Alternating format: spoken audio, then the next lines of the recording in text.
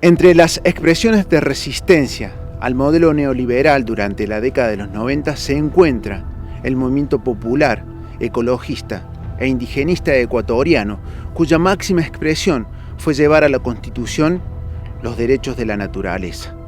Un hecho, sin lugar a dudas, revolucionario, que abrió el camino del buen vivir, una verdadera transformación civilizatoria. Al mismo tiempo se da un proceso político encabezado por uno de los liderazgos, según consideran algunos más lúcidos, carismáticos, dentro del escenario de los gobiernos progresistas, el que encabeza Rafael Correa. Se produce una colisión entre los sentidos modernos de los pensamientos de izquierda y los sentidos revolucionarios del buen vivir. Un escenario que nos permite tener un panorama privilegiado para contemplar estos modelos de desarrollo. Por eso, en este capítulo 7 de América Latina Piensa, les presentamos Ecuador desde abajo.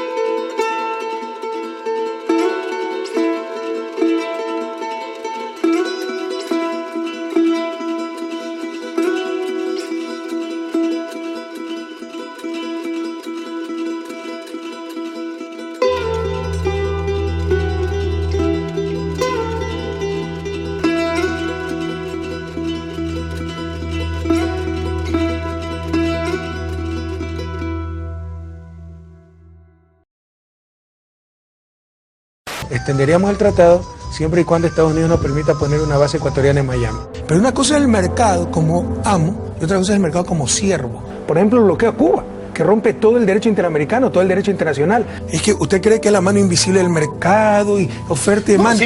Hay manos bien visibles. ¿Dónde trabajó Chevron? Aquí. Texaco en ese entonces, meten la mano y sacan la contaminación. El que se inventó la imprenta, la dichosa libertad de prensa no es otra cosa que la voluntad del dueño de la imprenta. ¿Por qué hace ese programa de cadena nacional los sábados? ¿Por qué no hacerlo? Porque yo tengo ganas de escuchar música el sábado a la tarde. No, cambie de canal o de no sintonía. puedo, no. ¿Por qué? Y pues no es por cadena nacional. No, señora, está equivocado, para que vean lo mal informado que está ahora.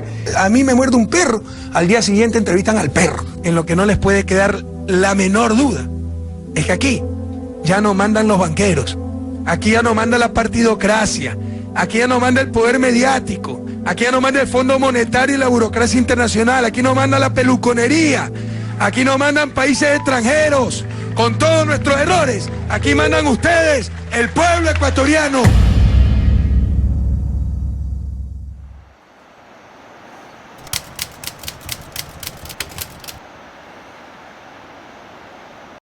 Entonces las comunidades se organizaron primero para conocer qué es lo que estaba pasando, porque en realidad nadie tenía la menor idea de lo que pasaba, ¿no?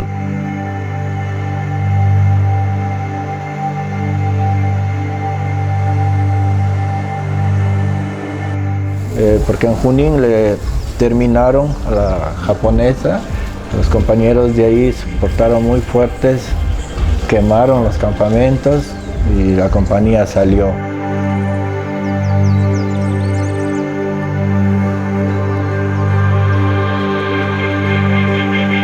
Luego en 2000 ingresó la otra compañía, la canadiense, la Hacienda Cooper. Y ahí la lucha ya fue más fuerte.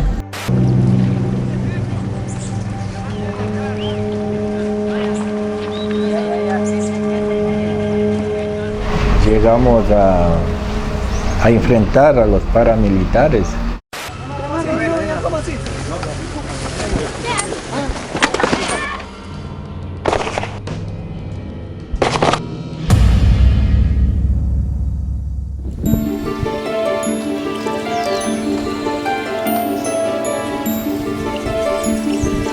pues fue una lanza que nos apoyó y dijo, despiértate, te invaden tu casa, ¿sí? Entonces cuando empezamos a formar organizaciones, empezamos a trabajar ya en unión, porque antes los sinteños trabajaban cada quien por su lado.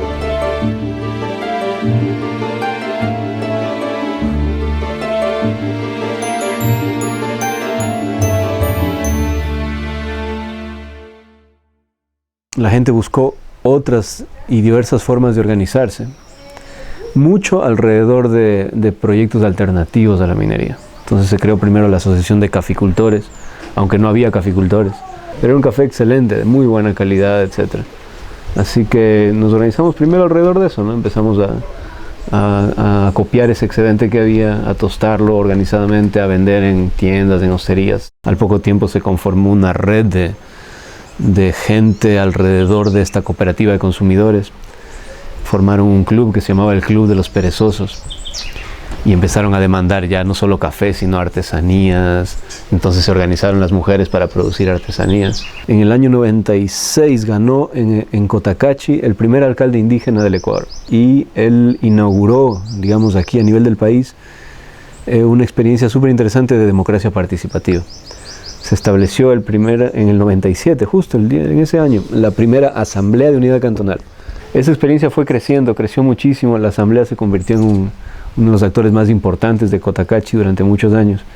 Incluso llegó a ser un espacio en el cual se decidía el presupuesto municipal, en qué debería invertirse.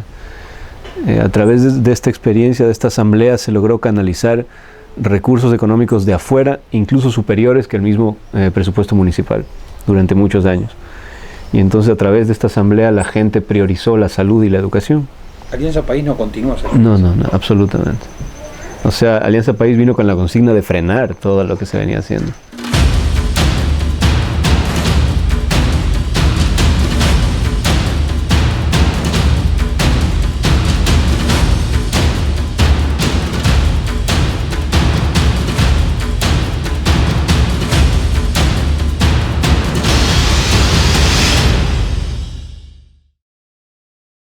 Deliberadamente vinieron a frenar toda la iniciativa de la organización. Interesante lo que planteas porque en el exterior, sobre todo en Latinoamérica, se piensa que el gobierno de Correa es un gobierno que en este caso hubiera beneficiado este tipo de iniciativas, ¿no es cierto? Es que todos pensábamos así, pues. O sea, de hecho nosotros fuimos parte de la gente que llevó a Correa al poder. Ecuador estuvimos todos en las calles durante la década de los 90 y los primeros 5 años de la década del 2000, frenando el TLC, frenando las privatizaciones, ¿no? Frenando el ALCA, frenando la minería. Hoy nos quieren dividir, encasillarnos entre supuestos correístas y acostistas. En todo caso, si esto fuera cierto, mi querido Alberto, que no te quede la menor duda de que aquí tienes al más ferviente acostista. El Ecuador había enfrentado el neoliberalismo. Una y otra vez habíamos resistido a los ajustes estructurales. El Ecuador y su sociedad había dado respuestas a gobiernos neoliberales y corruptos. 3 gobiernos tuvieron que salir del poder por la presión popular. Y en ese contexto la sociedad ecuatoriana estaba exigiendo participar. Y entonces hubo un proceso político de resistencia al neoliberalismo e incluso de construcción de alternativas que confluyó en el año 2005-2006 y que permitió sintonizar una candidatura presidencial con un proceso político en marcha. No es que Correa asoma como relámpago en cielo despejado. Las nubes, como repito una y otra vez, ya estaban cargadas. Y ahí estaba acumulada la lucha histórica de los pueblos indígenas, de los trabajadores, de las mujeres, de los ecologistas, de maestros, de estudiantes, de amplios segmentos de la sociedad. Entonces, el mérito de Alianza País, el movimiento oficial o el partido oficial, es haber retomado esas luchas, sintonizarse con esas luchas, recoger no solo lo que significaba la resistencia, sino la propuesta, y ahí aparecen los elementos para la Constitución de Montecristi. Ese es el punto medular. Yo trabajé en la Asamblea Constituyente y cuando discutíamos casa adentro, digamos, o sea, puertas adentro, no casa adentro, puertas adentro, el nuevo carácter de Estado que queríamos, era imposible hablar solo de buen vivir, o solo de naturaleza, o solo de plurinacionalidad. Parte del hecho de que tú no puedes vivir en plenitud si no tienes dos características esenciales. La una, la comunidad, y la otra es la naturaleza. Entonces, estamos hablando de un buen vivir que tiene ese carácter comunitario y que es apegado a la naturaleza y que por lo tanto supone reconocer esa diversidad de pueblos, esa plurinacionalidad, ese no un solo modelo. Espero a esa dirigencia indígena, esa dirigencia de la CONAI, de la CONARI, de la CONFENARI, mañana que vengan que es su palacio del pueblo ecuatoriano, el palacio del pueblo indígena, si estamos aquí por ustedes. Hay dos momentos en el gobierno de Correa.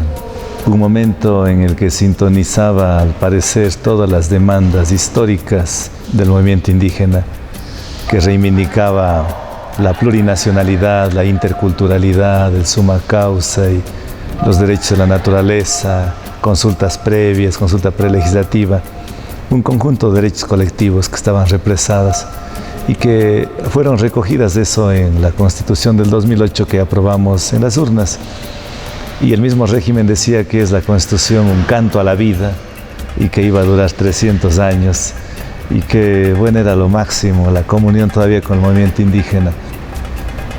Pero poquito a poquito fue constituyéndose en el mayor estorbo para el gobierno de Correa, la Constitución. Un poco al ver los ministros que nombraba nos preocupamos, porque seguían los mismos de la larga noche neoliberal, especialmente en ambiente, en agricultura. Las mismas personas, no las cambió, las mismas del gobierno anterior se quedaron. Realmente nos preocupamos, pero le dimos el beneficio de la duda, hasta que regresó de China en noviembre del 2007. Hasta ahí se acabó todo, cuando dijo que estamos como mendigos durmiendo en un saco de oro y que no podemos seguir atrasados por un grupito de ecologistas y ya. Ese grupito de ecologistas eran las bases que le habían dado el gobierno. Exactamente.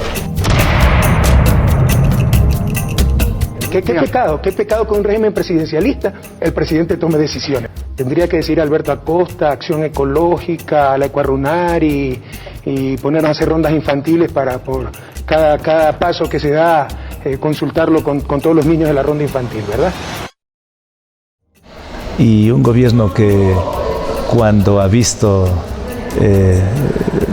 disentimientos de otros sectores, entonces ha encontrado, o más bien ha respondido con una persecución, con procesos de criminalización, de difamación, de injurias, de desprestigio. Y finalmente en el Ecuador hay 200 personas, cada vez va subiendo, este rato estamos con 210 personas criminalizadas por la protesta social. Yo fui uno de ellos, en este gobierno he estado 3 veces encarcelado, la última con sentencia.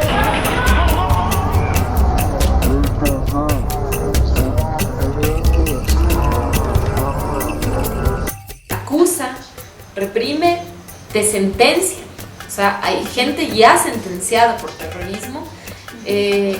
Un estudiante de la universidad fue condenado por terrorismo y sabotaje y él pasó 3 años en la cárcel. Entonces, los seguimientos, el tema de los correos electrónicos, allanamientos que se han dado, entonces cosas así, digamos, que hacen realmente pensar a las organizaciones cuidado y peligro sobre las cosas que están realizando, ¿no es cierto?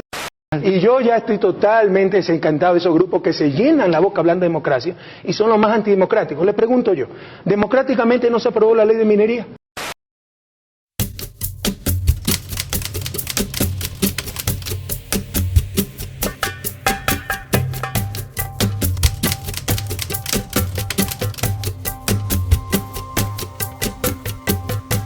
El derecho a la resistencia.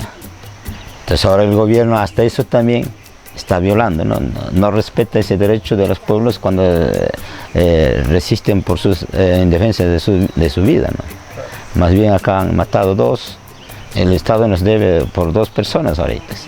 Entonces nosotros los Shuar no nos vamos a callarnos nunca.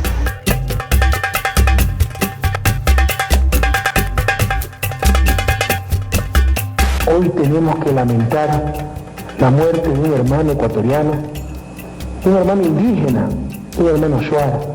Yo he visto de que, o sea, el indígena que mezquina su territorio y defiende su derecho, hay que matarles, o sea, esa cultura tienen estos grandes oligarcas o personas que gobiernan, ¿no? Y de esa naturaleza es Correa. Y en el mundo él viaja y engaña al mundo también, porque sabemos de que en otros países le dicen el mejor gobierno de Latinoamérica. Es el personaje perfecto. O sea, construyeron o crearon o se consiguieron el personaje perfecto para hacer en Ecuador lo que no se pudo hacer 30 años antes. Entonces, ¿qué es? Es una persona carismática, un actor, excelente actor, bien parecido y que dice el discurso que la gente quiere oír. Entonces los sábados habla y hasta yo digo, bien, sabiendo que el domingo todo queda olvidado porque nunca pasa nada. Desde cosas tan sencillas como sale el sábado diciendo, ya desde mañana esas oficinas públicas no me vuelven a pedir copia de la cédula, qué estupidez es esa. Claro, porque cuando tú vas a hacer cualquier trámite te piden copia de la cédula, copia de este, copia del otro. Aquí en el artículo de Estación Esperanza Martínez, que dice que la ha utilizado, yo ni la conozco esta señora de Acción Ecológica. No tengo el peor de los conceptos de ella, pero ni la conozco. Yo recuerdo el discurso de posesión del presidente de la República en la Asamblea Constituyente. O sea, el primer día que nacía de la Asamblea Constituyente, que fue el primer, digamos, lo primero que nació en este proceso de revolución ciudadana. Y el presidente dijo 3 cosas que a mí me recuerdan, digamos, que creo que nos la anticipó, ¿no? La primera dijo, si ustedes quieren dar seguimiento a todas estas ideas absurdas de la moratoria petrolera, de la moratoria minera y no sé qué, búsquense en otro presidente. Lo segundo dijo, si ustedes quieren meter en esta Constitución estos temas de la despenalización del aborto, yo personalmente haré campaña en contra de esa Constitución. Y después se lanzó un tema muy fuerte en relación, está muy bien todos los derechos que quieran, pero tampoco me van a querer poner garantías. Necesitaba posicionarse como una persona novedosa, con inventiva, nueva. No podía sacar toda su visión clásica. Y entonces empezaron a hablar de este socialismo del siglo XXI, que era una manera de no hablar de nada. Y entonces el socialismo del siglo XXI puede ser extractivista, puede desconocer derechos, digamos, puede hacer muchas cosas, pero sobre todo puede ocultar una vena profunda, casi de identidad, del presidente y de su gabinete, que es la del culto a la modernidad.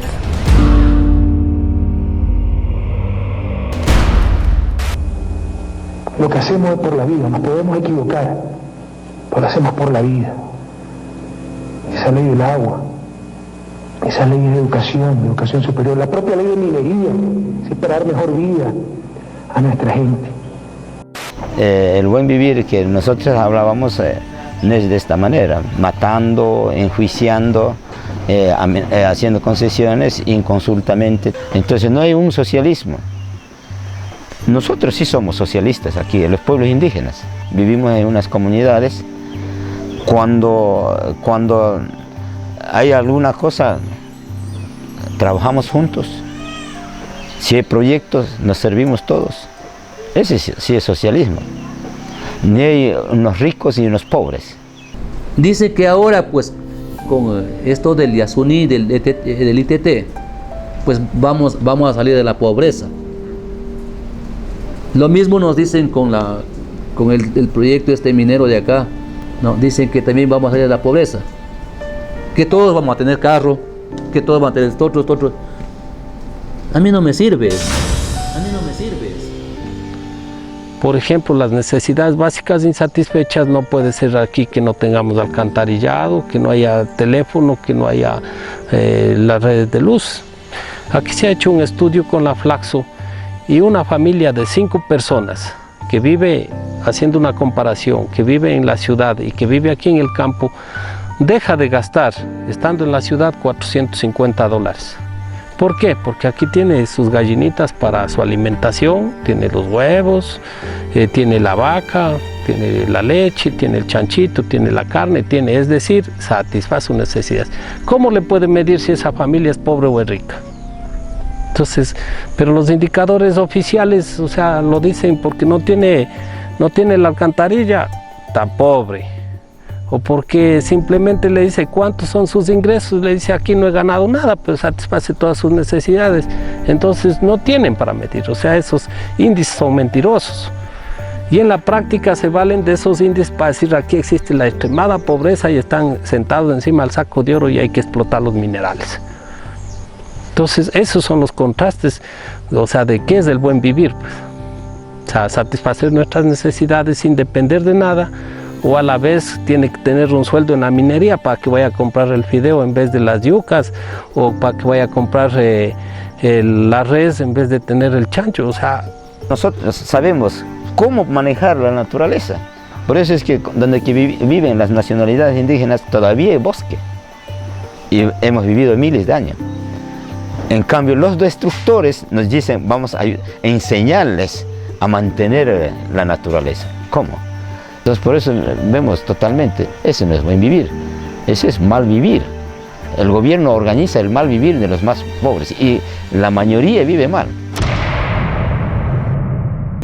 Ecuador no tiene políticas antiimperialistas.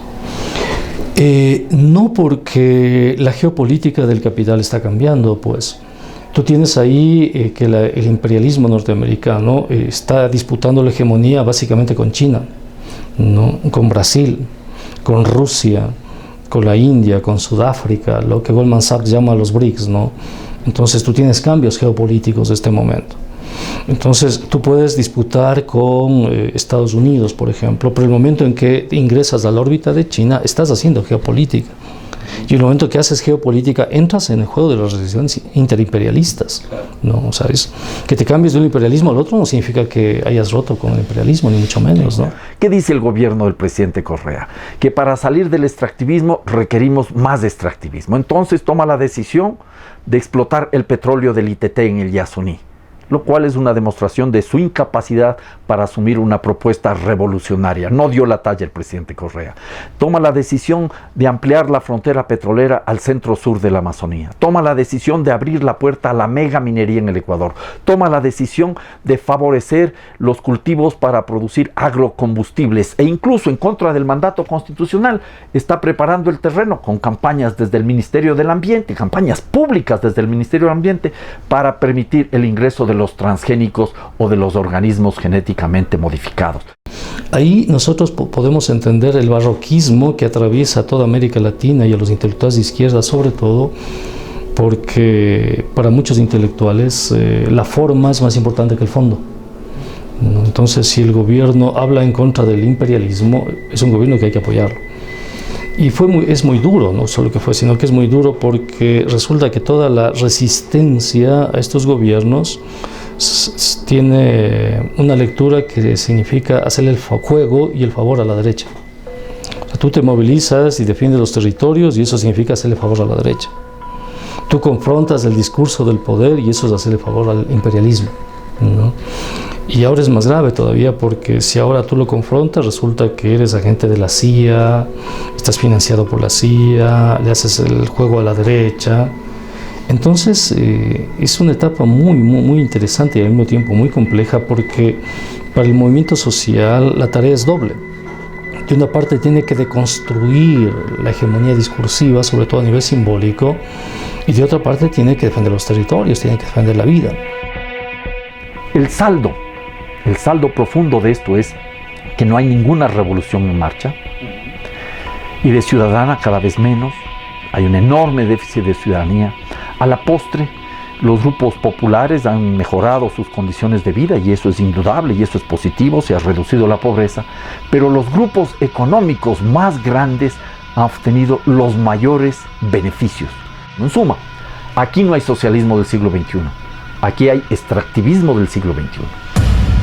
Porque finalmente lo que logró Correa es, cantando la canción del Che, hacer lo que en 30 años no pudieron hacer los gobiernos liberales.